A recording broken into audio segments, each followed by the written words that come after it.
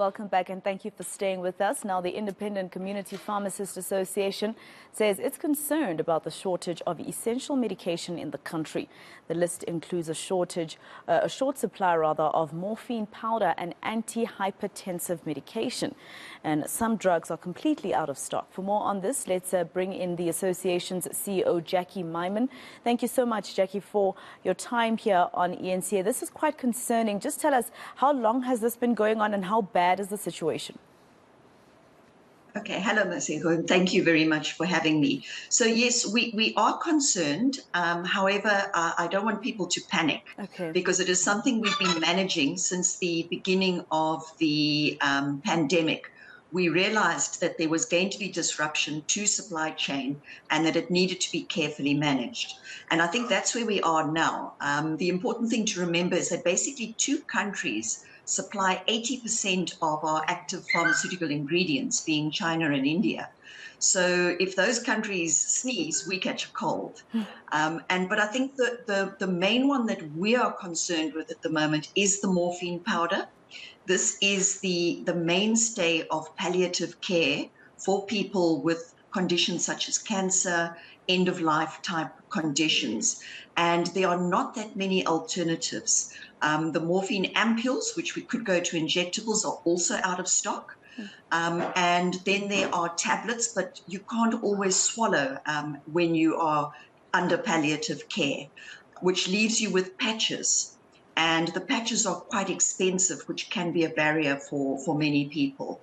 Aside from that, there are most of the other shortages we are able to either substitute generically, so in other words, with the same medicine made by a different company, but there are a few that are completely out of stock, and there we have to do what we call a therapeutic substitution. So that is to get hold of the doctor and request a complete change in medication. But at the moment, no people are going without medicine altogether. All right, so what's going to be the solution then when it comes to the morphine? Because you're concerned about that, and you're saying that the few alternatives that are there are also slowly running out. Yes, well, as I say, this is something we're monitoring very carefully.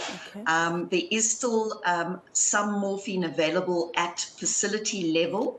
And as I indicated, we are sort of swapping stock. We are pulling from each other just to tide us over until we can get another shipment of morphine. On the other analgesic, which has been a bit of concern, is the paracetamol. So especially injectable paracetamols. That has been because of the increased demand during the pandemic, and it's taking time for our supply chain to recover. So there again, there are other alternatives such as non-steroidal anti-inflammatories or opiates, but they have their own challenges. Not everybody can take them. So it is just a bit of a balancing act at the moment. But as I say, no need for panic. We are managing the situation. So earlier on, you mentioned that our two biggest suppliers are both China and India. India, for instance, is the one that supplied us with the most popular, at least in our country, vaccine for COVID-19.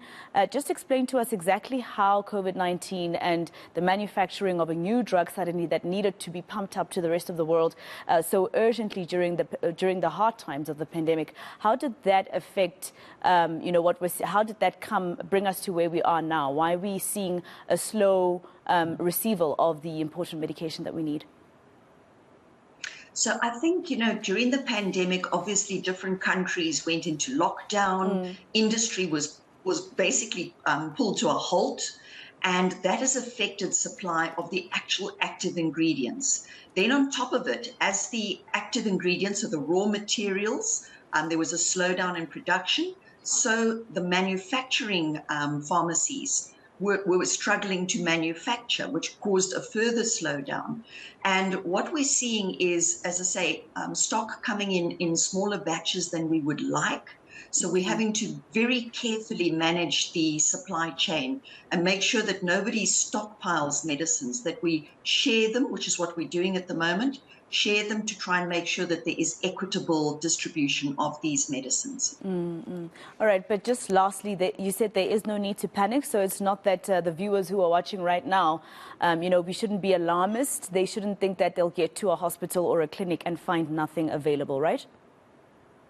Correct. What we will do, you may not get the medicine you're used to being on, but we will find an alternative for you. I think we've been incredibly resilient during the pandemic, and nobody has gone without medicine. It just may require a change, which is not always convenient, but we won't leave any patient untreated. And just quickly and lastly, sorry, I just want to know if, our country has spoken, for instance, to India or China, have they probably indicated the timeline to which things will go back to normal in terms of supply chain and, service? So I'm not aware of any talks there, but we do know that China is currently experiencing some waves in the pandemic. So they are having different types of lockdown and restrictions. So I think these shortages are in the medium term going to remain. I don't know exact timelines. That's above my pay grade. Well, thank you very much. I just thought maybe somebody has whispered in your ear rather. Jackie Maimin, she's the CEO of the Independent Community Pharmacist Association. All right, to one of our